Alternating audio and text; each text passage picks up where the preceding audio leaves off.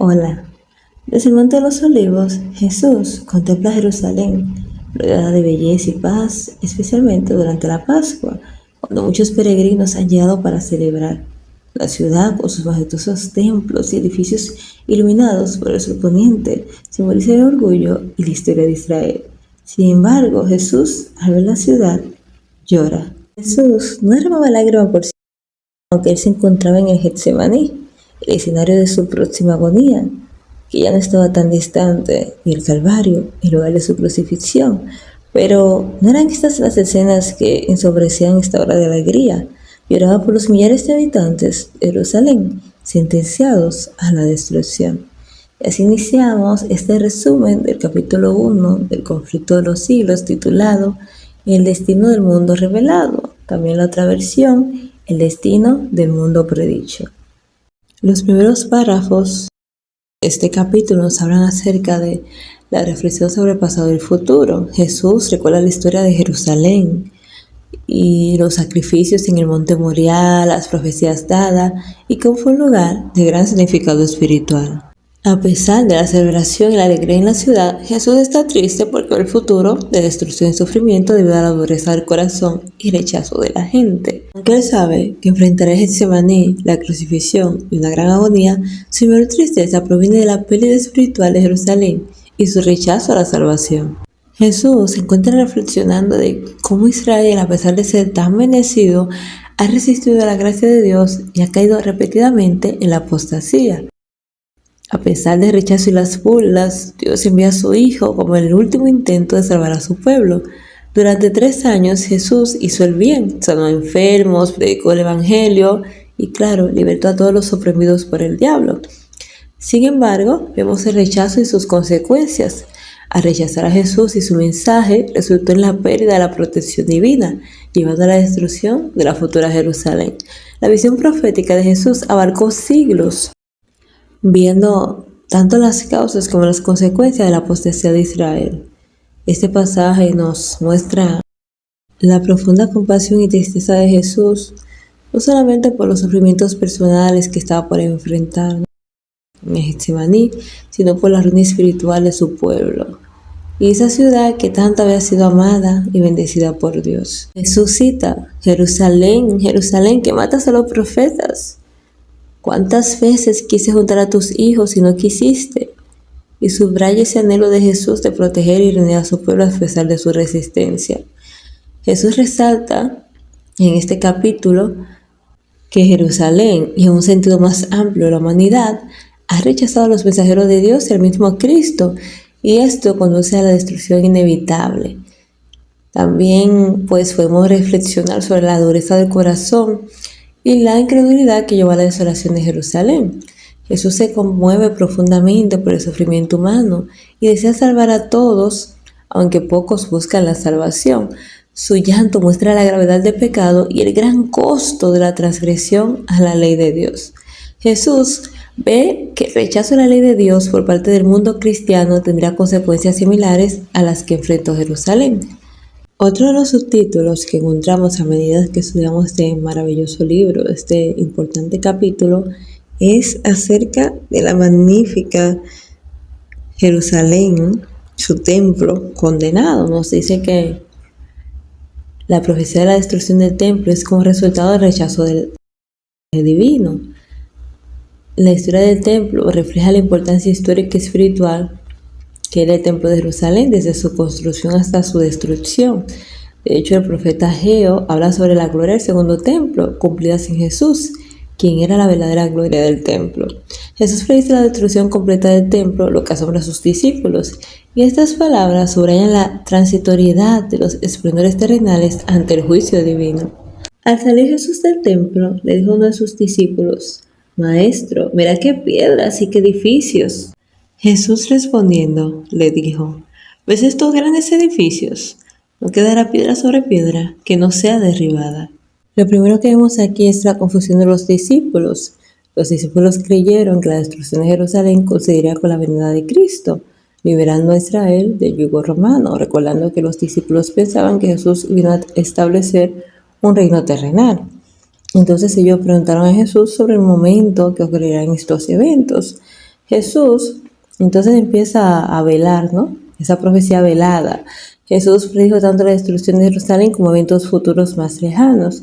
Y los discípulos no entendieron completamente estas profecías, que incluían entonces la ruina de Jerusalén y también los horrores del juicio final. Jesús advierte acerca de las señales claras que precederían a la destrucción de Jerusalén, instruyendo a los creyentes a oír inmediatamente cuando estas señales se manifestaran, especialmente cuando las tropas romanas pusieran sus estandartes en tierra sagrada. Jerusalén fue embellecida y fortificada durante el reinado de Herodes, pero su obstinada incredulidad y pecado hicieron inevitable su destrucción, a pesar de todas las advertencias proféticas. Jesús criticó la corrupción de los líderes de Jerusalén, quienes edificaron la ciudad con injusticia y violencia, mientras rechazaban y asesinaban a los profetas y finalmente, desgraciadamente, ¿no?, a Jesús mismo.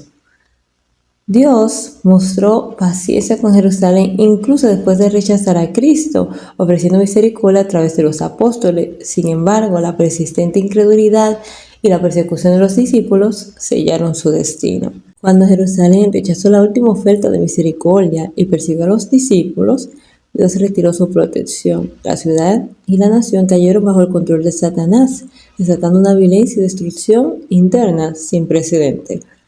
Y quiero destacar la paciencia de Dios, las advertencias claras de Jesús y la inevitable consecuencia del rechazo persistente a la misericordia divina desencadenaron todo esto. Y es que cuando rechazamos la luz de la verdad, las normas, las bendiciones de Dios, sus leyes, que son bendición y protección, pues acarreamos mal. No va la luz, que es Jesús, y estamos en la oscuridad. Y Satanás, pues, vino a matar y a destruir. Y cuando estamos entonces bajo la cobertura de Satanás y no la de Dios, vemos estas consecuencias devastadoras. Otro tema muy importante que podemos destacar del capítulo 1, el conflicto de los siglos, es el cumplimiento de las profecías. Nos muestra que todas las predicciones de Jesús sobre la destrucción de Jerusalén se cumplieron con precisión, confirmando sus advertencias, que antes de la destrucción aparecieron muchas señales sobrenaturales, presagiando su condenación.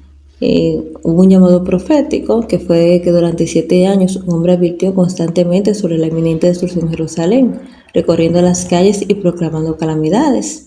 También vemos la misericordia de Dios, ese poder infinito, porque nos dice que ningún cristiano pereció en la destrucción porque siguieron esa advertencia de Jesús y huyeron a tiempo. Dios siempre nos da la salida. El Señor es nuestra retaguardia, el Señor nos protege, el Señor nos cubre con su sangre, el Señor siempre pelea por nosotros.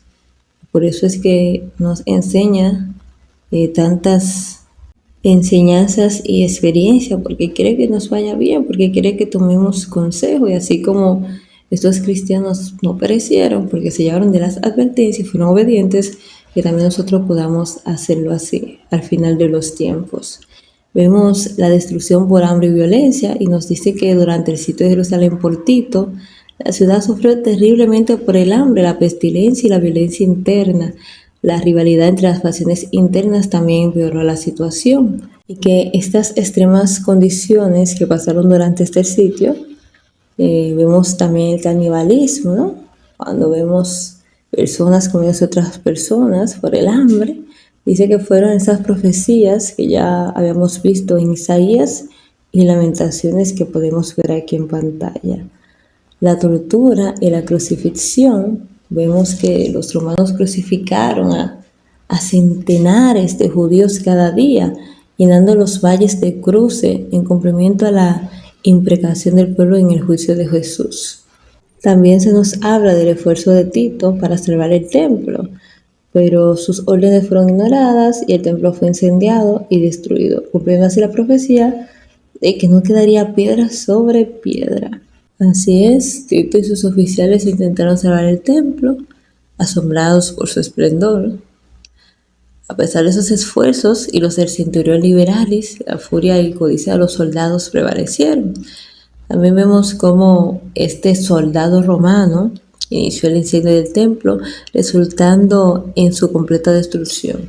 Ese espectáculo fue aterrador para los romanos y judíos, con edificios cayendo en medio de las llamas y el humo. Ese era su orgullo.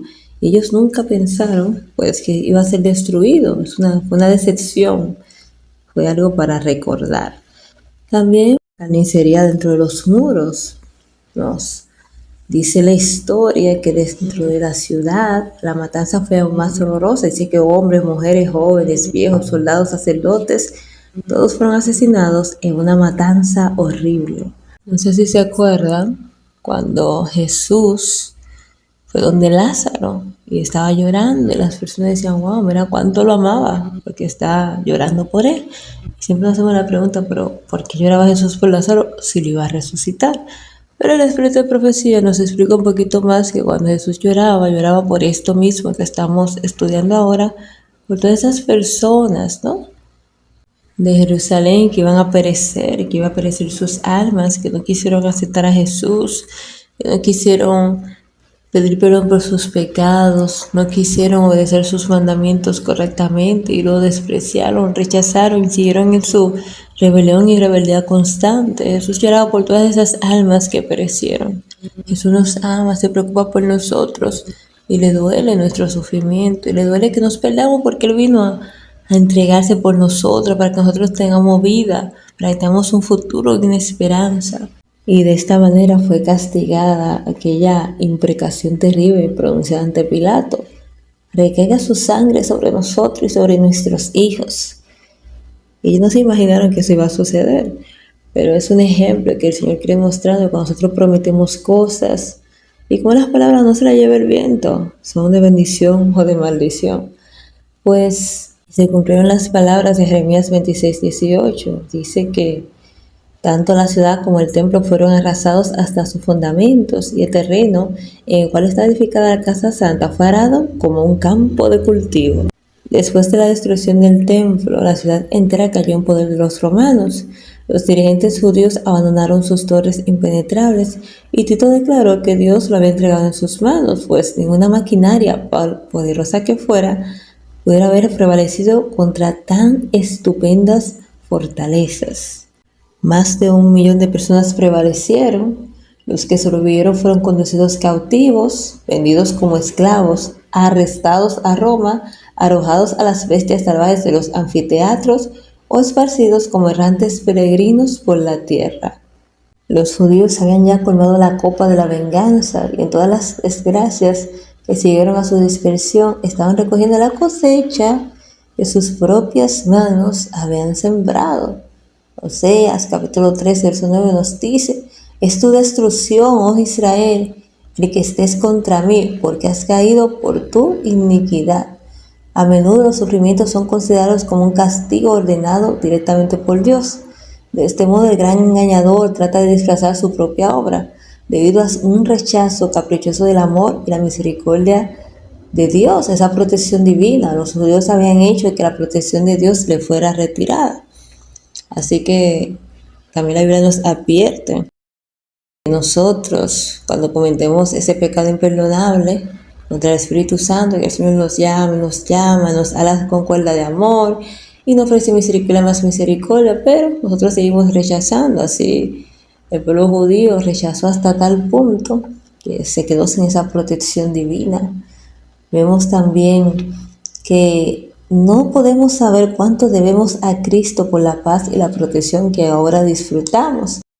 El poder restrictivo de Dios impide que el género humano caiga enteramente bajo el dominio de Satanás.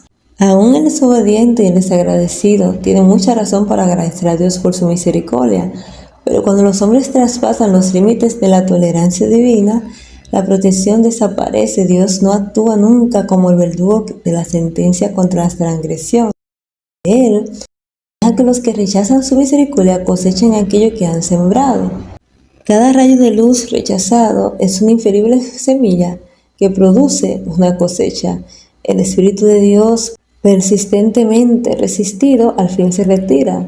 Entonces no queda ningún poder para controlar las malas pasiones del alma, ninguna protección contra la malicia y la enemistad de Satanás. La destrucción de Jerusalén es una solemne advertencia dirigida a todos los que se resisten a los clamores de la misericordia divina. La profecía del juicio sobre Jerusalén tendrá otro cumplimiento. siendo la primera destrucción solo un reflejo pálido de la segunda. Esto anuncia la condenación del mundo por rechazar la misericordia de Dios y de pisotear su ley. Vemos en los anales de la miseria humana a lo largo de los siglos los crímenes que muestran las horrendas consecuencias de rechazar la autoridad divina. Más adelante vamos a ver algunos países como Francia, lo que sucedió allá, ¿no? Luego de ellos rechazar la palabra de Dios y otras cosas más. Un futuro aún más sombrío es revelado con la retirada del Espíritu de Dios y el dominio de las pasiones satánicas. Nosotros ya sabemos que luego que los ángeles vayan retirando gradualmente, vamos a ver cómo va a estar desenfrenada las pasiones depravadas de los seres humanos. Pero Dios, que siempre nos ofrece alivio, consuelo y esperanza, nos dice que no tenemos nada que temer. Tal y como nos dice una cita muy famosa, no tenemos nada que temer a menos que olvidemos cómo Dios nos ha conducido en la historia de la humanidad, ¿no? En la historia de su pueblo. Grande es la angustia de Jacob, pero de ella saldrá librada. Pues en ese día el pueblo de Dios será librado y todos aquellos cuyos nombres estén inscritos en el libro de la vida serán salvados. Jesús anunció su segunda venida con poder y gloria, recogiendo a los escogidos de los cuatro vientos de la tierra. Los malvados se destruirán a sí mismos debido a su iniquidad.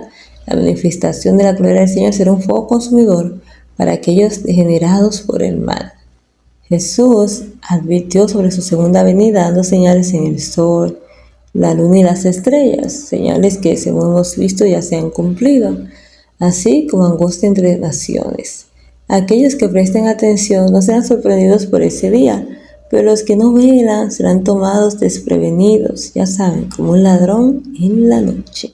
A diferencia, ¿no?, de las personas de antaño, con todas estas evidencias, estas informaciones que podemos manejar hoy en día, tantos libros, tantas experiencias, tantas indicaciones, vemos que el mundo no está hoy más dispuesto a creer el mensaje dado para este tiempo de lo que estaba en aquellos días de los judíos, para recibir el aviso del Salvador respecto a la ruina de Jerusalén. Venga cuando venga, el día de Dios caerá repentinamente sobre los impíos desprevenidos, el día menos pensado, en medio del curso rutinario de la vida, absortos los hombres en los placeres de la vida, en los negocios, buscando dinero, ¿no? Cuando los guías religiosos ensalcen el progreso y la ilustración del mundo y los moradores de la tierra se dejen arrullar por esa falsa seguridad de que hay paz, de que todo está bien, entonces, como el ladrón que a medianoche penetra en una morada sin custodia, así caerá la inesperada destrucción sobre los prevenidos y no escapará. Termina nuestro capítulo número 1, el destino del mundo revelado o predicho según la versión. El Señor quiere que aprendamos de nuestra historia, ¿no? Igual que el pueblo de Israel, podamos confiar cómo Dios nos va a conducir, así como nos ha conducido en el pasado, nos conducirá en el futuro. La Biblia nos habla del presente, el pasado y el futuro también. Así como esos cristianos, los que sí confiaron en Dios, se salvaron. El Señor quiere que nosotros vamos a hacer los arreglos con tantas informaciones, con tanta luz, tanta guía que nos ha dado, para que nosotros también podamos estar formando nuestro carácter, que es lo único que nos llevaremos al cielo, que podamos pedir perdón, recordando que Cristo está en el santuario celestial haciendo una obra maravillosa, grandiosa, a favor de la humanidad. El Señor quiere que cada día entreguemos nuestro corazón a Él y seamos obedientes y podamos guiarnos con su Santo Espíritu para que podamos alcanzar la salvación, una salvación maravillosa, tan grande. ¿Cómo desperdiciarla? ¿Cómo perdernos ese don tan inmerecido? Y así como el Señor, pues, con su mirada profética, reveló las cosas que van a suceder, ¿no? Tanto a ese tiempo de la destrucción de Jerusalén como a los tiempos del fin. Sabemos que estamos en luz, no estamos oscuras, ¿no? Están parece a nuestros pies la palabra de Dios, no estamos a oscuras, sabemos lo que va a pasar, cómo va a terminar. Tenemos las evidencias que se han cumplido, hemos visto cada una de las señales y Dios desea que podamos prepararnos, que así como esos judíos, los que se salvaron porque fueron obedientes, nosotros también podamos hacer los arreglos del lugar y estar alerta y preparándonos para cuando llegue ese día También nosotros podemos salir airosos con el poder de Jesús, que siempre nos protege y siempre, independientemente de cuáles sean las circunstancias y lo mal que sea el panorama, Jesús tiene el poder para salvarnos. Terminamos este resumen y esperamos que sea bendición para cada uno de ustedes. Y nos vemos en el próximo resumen de El conflicto de los siglos. Bendiciones.